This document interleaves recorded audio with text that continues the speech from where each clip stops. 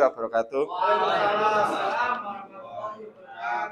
Di sini saya dan rekan saya akan menjelaskan tentang merencanakan pembelajaran.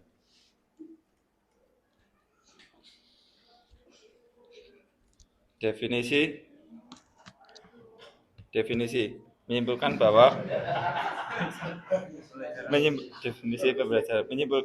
perencanaan pembelajaran adalah proses pengambilan keputusan secara rasional tentang tujuan pembelajaran tertentu dengan memanfaatkan segala potensi dan sumber belajar yang ada. Mengatakan perencanaan pembelajaran adalah suatu proses yang merumuskan dan menentukan tujuan pembelajaran, strategi, teknik, dan media agar tujuan pembelajaran umum tercapai.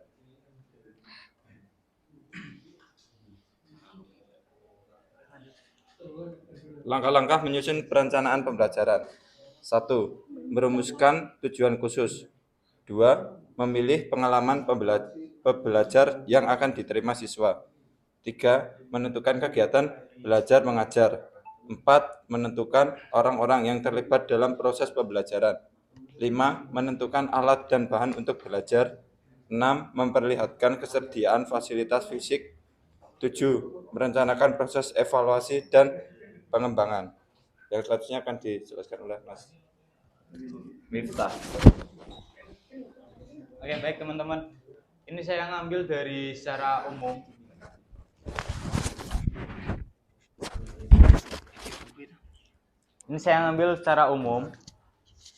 Jadi nanti di akhir juga ada penjelasan yang prinsip UBT-nya.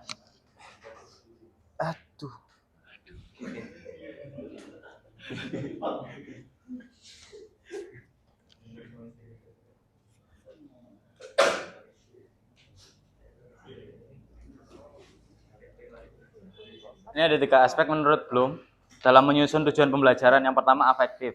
Afektif yaitu penerima dan apresiasi seseorang dalam hal ini siswa terhadap suatu hal yang dan perkembangan mental yang ada dalam diri siswa. Kemudian kognitif mengacu pada penguasaan pengetahuan dan informasi terkait data, fakta, konsep, generalisasi, serta prinsip yang dimiliki siswa. Yang ketiga, psikomotor, menggambarkan kemampuan dan keterampilan siswa yang bisa dilihat dari unjuk kerja yang dikemas dalam bentuk fisik maupun non-fisik. Tadi yang pertama, yang kedua memilih pengalaman belajar yang akan diterima siswa. Belajar merupakan sebuah pengalaman yang dirasakan siswa sehingga kegiatan yang ada di dalamnya harusnya mampu menstimulus siswa untuk berpikir aktif dan kreatif. Kemudian proses selanjutnya itu menentukan kegiatan belajar, yaitu di sini itu pendekatan individu atau pendekatan kelompok. Kemudian selanjutnya itu menentukan orang yang terlibat dalam proses pembelajaran. Hal ini yaitu guru dan tenaga pengajar lain yang setara. Guru di sini sebagai fasilitator siswa.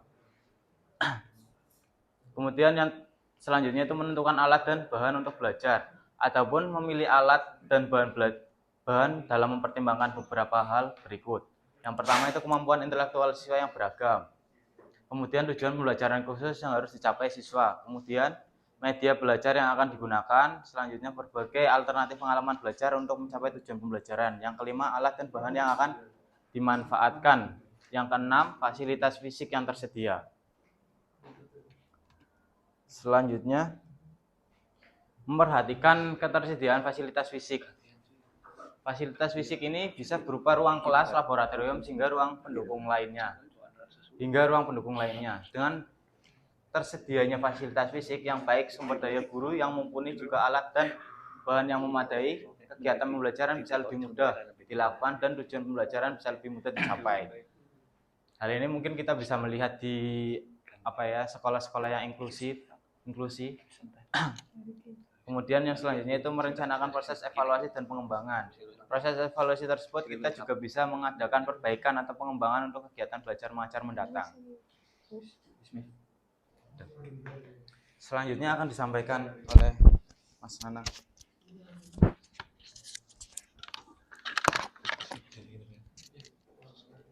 Oke, understand. Jadi untuk merancang pembelajaran menggunakan prinsip UBD.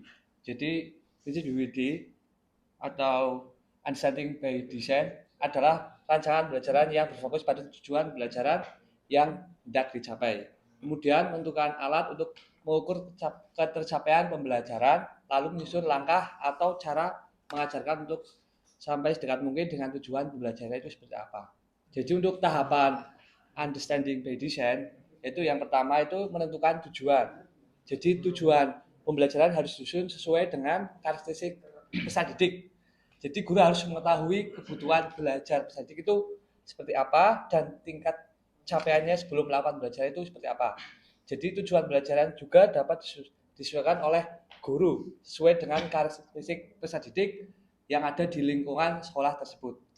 Kemudian yang kedua itu menentukan asesmen, yaitu proses pengumpulan dan pengelolaan informasi untuk mengetahui kebutuhan belajar, perkembangan, pencapaian hasil belajar peserta didik yang hasilnya kemudian digunakan sebagai refleksi atau landasan untuk meningkatkan mutu pembelajarannya. Kemudian yang ketiga itu kita menentukan kegiatan belajar itu seperti apa. Jadi dalam kurikulum Merdeka yang disusun pada peserta didik itu kita di samping juga menggunakan understanding by design, kita juga dapat menggunakan pendekatan yang lainnya di dalam kurikulum Merdeka seperti pendekatan TRL, yaitu dengan menyesuaikan sesuai dengan kemampuan peserta didik, atau menggunakan CRT yaitu Culturally Responsive Teaching, yaitu belajar sesuai dengan kebiasaan atau kebudayaan peserta didik tanpa membeda-bedakan. Itu.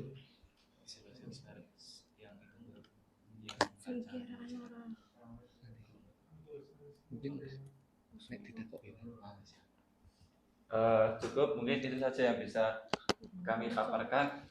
Bila ada pertanyaan atau sanggahan dan masukan, kami persilahkan. Mas Safi.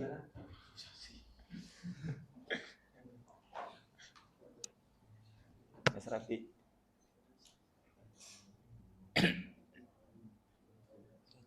Mas Rasid mungkin.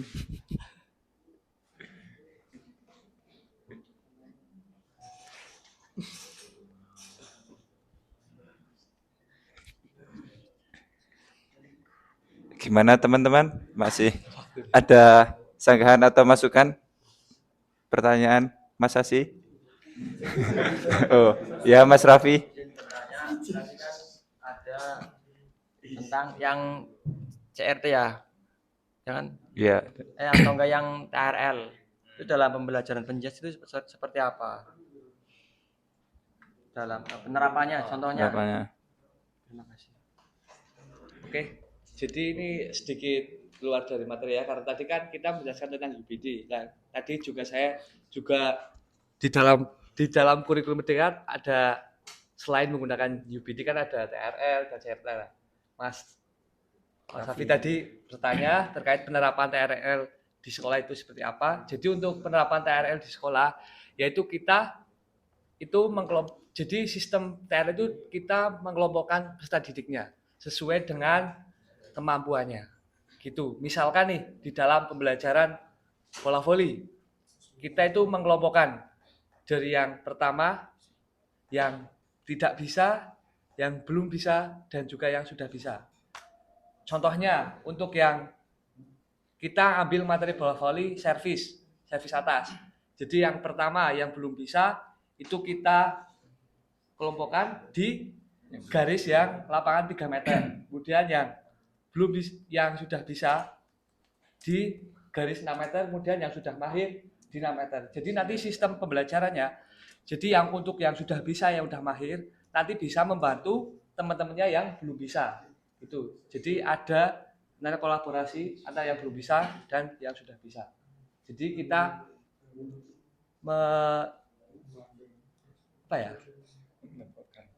jadi semua bisa berkolaborasi dari yang tidak bisa, yang udah bisa itu bisa berkolaborasi. Bisa saling membantu seperti itu. Kalau untuk penilaiannya apakah sama antara yang belum bisa sama mahir? Apa disamakan? Tentunya beda, tapi yang penting kan untuk yang belum bisa kan nanti kan sampai penilaiannya kan di 3 meter. Misalkan di 3 meter ada kenaikannya nanti bisa di 6 meter. Itu mungkin udah penilaiannya udah baik gitu. Yang penting ada peningkatannya seperti itu. Gimana Mas Raffi? Cukup? Terima kasih. Monggo satu pertanyaan terakhir silakan. Ya, Mas Rosi. Ya, menyinggung tadi TRL. Nah, saya dari semester 1 saya masih bingung. Ya, tadi kan dijelaskan TRL. Saya masih bingung perbedaan antara TRL dengan diferensiasi. Nah, menurut kelompok Anda itu seperti apa? Mohon izin Mas menjawab. Kalau dari cara pandang saya itu TRL itu sebuah nama untuk mengaplikasikan diferensiasinya, Mas. Jadi dari namanya sendiri kan ada direct level, berarti kan ada perbedaan level di situ. Nah, di situ kita bagaimana cara mendiferensiasi sebuah kelas. Nah, itu kita bisa mengambil 3 prinsip yang udah pernah kita belajar di asesmen 1, yaitu yang pertama diferensiasi konten, produk atau proses. Nah, tadi yang udah disampaikan sama Mas Nana juga termasuk diferensiasi produk karena dilihat dari kemampuan siswanya. Gitu, Mas. Berarti TRL itu sebagai apa tadi, Mas? Sebagai Aksi nyata ya. Senjata dari diferensiasi. lebih ke Berarti saling berkesinambungan. Terima kasih, Mas. Menambahkan apa? Pun menambahkan. Ya, Mas Hasim menambahkan. Bukan menambahkan tapi menanya ini terakhir ya. Benar terakhir ini. Tadi kan jenengan mengatakan dikelompokkan dari yang nggak bisa, belum bisa, dan yang bisa. Nah, bagaimana sih jenengan kalau misalkan dalam pembelajaran mengatakan hal itu kepada siswa, apakah itu tidak Menyinggung perasaan siswanya? Apakah jenengan langsung to the point? Ya nggak bisa di sebelah sini ya. Yang bisa di sebelah sini. Siswa kadang, loh Pak, saya nggak bisa kan katanya gitu atau apa ya? Ya intinya gimana caranya Anda biar tidak menyinggung perasaan siswanya lah gitu, biar mereka juga merasa pede gitu, ya kan? Dan walaupun sebenarnya dia juga emang nggak bisa gitu, tapi nggak minder gitu. Gitu sih. Ya, jadi kondisi menjawab ya. Jadi untuk pengelompokan itu TRL jadi yang belum bisa, yang udah pahit. Itu jadi kan di awal pembelajaran kita tentunya sudah melakukan penilaian diagnostik. Jadi diagnostik itu kita melakukan secara langsung, tes langsung gitu, praktek langsung. Jadi siapa sih yang belum bisa? Jadi nanti setelah tes langsung, praktek langsung di lapangan, lah kita baru bisa mengelompokkan siapa yang belum bisa, siapa yang sudah bisa, dan siapa yang sudah mahir dalam praktek servis tersebut. Jadi seperti itu. Jadi kita ada ya itu diagnostik dulu di awal. Jadi diagnostiknya itu dengan cara praktek langsung. Jadi kan kita mengetahui langsung gitu. Itu kan maksudnya mengelompokkannya, dengan cara diagnostiknya. Jadi kan pemahamannya terhadap siswa gitu. Memberi apakah dengan tes maksudnya apa ya, dengan perkataan apa gitu, biar siswa itu tidak pernah tersinggung gitu. Apakah kamu emang nggak bisa ya, mohon maaf ya, kamu nggak tahu sini aja ya. Mungkin lebih ke biar tidak menyinggung perasaan siswanya, mungkin lebih ke situnya gitu. izin, Mas. Ini berdasarkan pengalaman saya sendiri ya, Mas. Kebetulan kemarin juga saya sudah membahas ada materi senam lantai, terus ada siswa yang gemuk. Masih ingat ya? Itu cara saya untuk biar tidak tersinggung itu emang harus ada pendekatan dengan siswa dulu. Jadi kita deketin, oh karakternya itu seperti ini. Mungkin dia itu lebih ke cara nada yang kita sampaikan itu harus halus atau gimana. Atau harus ada perlakuan khusus. Nah, itu juga berlaku pas saya sekolah dulu, pas saya sekolah di emang sekolah inklusi. Itu juga setiap siswa itu punya karakter tersendiri. Jadi kalau emang kita mau ngikutin ego kita ya dia itu nggak mau itu ikut olahraga. Bahkan ada saya itu menjumpai 1 semester, 3 bulan. 3 bulan itu siswa itu nggak mau olahraga karena dia itu masih kayak ada kenangan khusus sama guru yang lama. Mungkin ya bisa dikatakan baper kalau sekarang ya. Tapi kalau siswa kan dia itu masih kecil, kayak kok beda sama guru yang lama, cara ngajarnya lebih asik atau mungkin gimana ya, atau mungkin dia itu lebih deket setelah aku tanya sama guru yang lama, oh emang dia itu ada punya karakter khusus, jadi dia itu harus dideketin dulu, harus kayak dimintain apa ya, pilihan, kamu itu mau tetap ikut di lapangan kita bermain atau mungkin mau di kelas tapi sendirian. Nanti siswa kan bakalan punya pikiran yang lain. Cuma kalau emang terjadi kita harus mengelompokkan nih kayak tadi pertanyaan, itu lebih ke komunikasi sih Mas sebenarnya. Jadi saya alhamdulillah dekat sama itu apa ya, siswa yang gemuk tersebut, dan dia juga memaklumi bahwa saya itu juga nggak mampu, jadi saya butuh perhatian khusus gitu. Jadi lebih ke komunikasi kalau menurut saya Mas, sama pendekatan gitu. Iya. Kalau yang disampaikan Mas tadi kan mungkin bisa baik individu ya. Iya. Maka untuk TRL itu kan pengelompokan. Pengelompokan. Jadi apakah hal itu bisa diterapkan oleh mahasiswa itu beda cerita lagi ya. Iya, siap. Tapi kebetulan PTK saya mengambil TRL. Jadi yang saya lakukan setelah melakukan tes awal itu hanya memberitahu siswa kelompok kanan dan kelompok kiri tanpa menyebutkan maksudnya apa. Jadi nggak ada bahasa kamu belum bisa, kamu di kelompok sana, kamu sudah bisa di kelompok sana. Jadi saya bedakan kelompok kanan dan kiri. Nah untuk kelompok kiri ini kelompok yang mahir dan tidak mahir, yang sini yang sedang. Jadi yang mahir itu menjadi tutor sebaya pada yang tidak bisa, kemudian yang sedang akan diberikan ilmu tersebut. Mungkin ada yang bertanya, Pak, itu kok yang situ beda sama saya? Ya saya beri penjelasan aja. Ini temanmu itu membantu saya. Tutor sebaya ini membantu saya. Kalau saya harus menghandle semua itu nggak bisa nggak konsen lah, nggak bisa lebih nggak bisa fokus, nggak bisa fokus. Jadi bahasa itu yang saya gunakan. Alhamdulillah berjalan dengan lancar.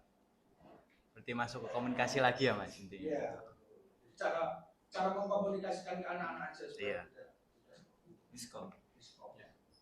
Ya, jadi saya menambahkan ya. Jadi istilahnya itu kita mengganti istilah, ya istilah yang kurang baik menjadi istilah yang bagus. Jadi kalau saya biasanya kalau melakukan itu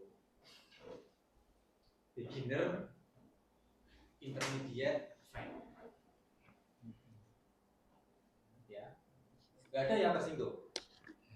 Kamu masuk beginner, intermediate, itu sudah paham. Makna itu dia sudah paham. Ya jangan kamu ini kelas ini yang sudah bisa sedang, kan sebenarnya maknanya sama. Ya istilah aja sama ketika kita menyebut antara ball kid dengan ball boys. Kalau ball boy kasar itu. Bisa membantu saya jadi ball boys ya, orang kan kacau. Kalau ball kid lebih halus. Ya lagi nih kalau di jabatan ya dulu ada pembantu rektor ada kasar, maka sekarang wakil, pembantu diganti wakil, sebenarnya sama makna. Jadi biar Anda memainkan makna apa, memainkan istilah saja, cari istilah yang lembut ya tapi maknanya sama kan itu. Jadi hanya memainkan kata aja kalau masalah itu ya. Oke, yang terakhir rekan-rekan di tadi ya di pembahasan merencanakan pembelajaran ini sebenarnya kan sudah masuk ke Modul aja. pembuatan ya, Modul ya, belajar ya. Di dalamnya ada metode pembelajaran, kemudian ada urutan pembelajaran dan sumber pembelajaran untuk mencapai tujuan yang diinginkan. Nah, ini sudah modul sebenarnya ya. Cuman yang ingin saya garis bawahi teman-teman, nanti tugas ini bisa disempurnakan ya, mulai dari tadi identifikasi, kemudian penilaian akhir sampai merencanakan pembelajaran ya. Karena kalau Anda tadi membuatnya hanya di perencanaan pembelajaran kan yang atasnya terputus. Kita untuk menilai keselarasan ya tadi antara tujuan, penilaian dan rancangan pembelajaran kan sulit. Ya, makanya nanti yang kelompok 3-4 nanti dibuat identifikasinya sampai nanti di merancang pembelajarannya.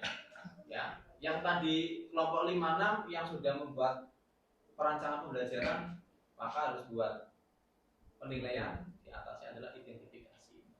Nanti kita lihat ya nanti dikumpulkan di LMS, kita lihat ada kesinambungan nggak di situ, koheren nggak? Ya, nanti tak lihat seharusnya bisa lah, ya seharusnya bisa. Ya, artinya dengan pemahaman diskusi kita ini kita sudah ada gambaran, ya kira-kira nanti apa yang akan kita lakukan di identifikasi, penilaian sampai perancangan pembelajaran. Jadi rekan-rekan ya, saya kira ini tugas sehari-hari yang sudah pernah panjenengan lakukan. Ya tinggal nanti istilahnya kalau kalau pensil itu tinggal di dirawati ya. Itu ya kalau besok di itu ya rekan-rekan ya. Oke, saya kira itu yang bisa saya sampaikan. Teman-teman izin juga menyampaikan saya nanti selang-seling ya. Minggu ini masuk, minggu depan Anda tak kasih mandiri. Karena di jam yang sama, hari yang sama saya itu juga ada ngajar S1. Kasihan kalau saya di sini terus nanti yang sana nggak ada yang ngajar. Malah selang-seling gitu ya. Nggak apa-apa ya. Yang penting saya mohon dengan sangat hormat kegiatan PPG ini bisa berjalan sebagaimana mestinya. Banyak membaca modul teman-teman. Ya. Banyak membaca modul. Ya, kita di sini sama-sama belajar, saya belajar, Anda juga belajar. Ya gitu ya. Baik, terima kasih. Assalamualaikum warahmatullahi wabarakatuh.